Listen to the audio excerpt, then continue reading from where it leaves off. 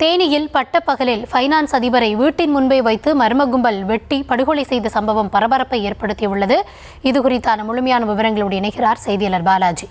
பாலாஜி, வணக்கம். என்ன நடந்தது? முழுமையான விவரம். கௌதமி, தேனி உள்ள அரவிந்த் மருத்துவமனை எதிர்புறம் பார்த்தோம்னா ஆஞ்சநேயர் கோவில் தெரு இருக்கு. இந்த தெருவை சேர்ந்த பழக்கடை பாண்டி. இவர் பார்த்தோம்னா பைனான்ஸ் தொழிலும் மற்றும் தேனி நகரில் உள்ள பல்வேறு பழக்கடைகளுக்கு பழம் விற்பனை செய்யும் பணியில் ஈடுபட்டு வராரு. இன்று காலையில ஒரு 12 மணி அளவில் வீட்டை விட்டு வெளியே தனது இருசக்கர வாகனத்தை எடுத்த நிலையில அந்த பகுதியில மறைந்திருந்த மர்ம நபர்கள் சிலர் ஓடி வீட்டு வாசல்லையே பழக்கடை பாண்டியை சராமாரியாக வெட்டி கொலை செய்தனர்.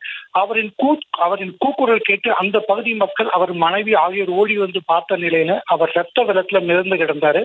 இது குறித்து உடனடியாக தேனி காவல்துறையினருக்கு தகவல் அளிக்கப்பட்ட அடிப்படையில விரைந்து வந்த காவல்துறையினர் உயிரற்ற நிலையில் இருந்த பாண்டியின் உடலை கைப்பற்றி தற்போது தேனி அரசு மருத்துவக் கல்லூரி மருத்துவமனைக்கு பிரேத பரிசோதனைக்காக அனுப்பி வச்சிருக்காங்க.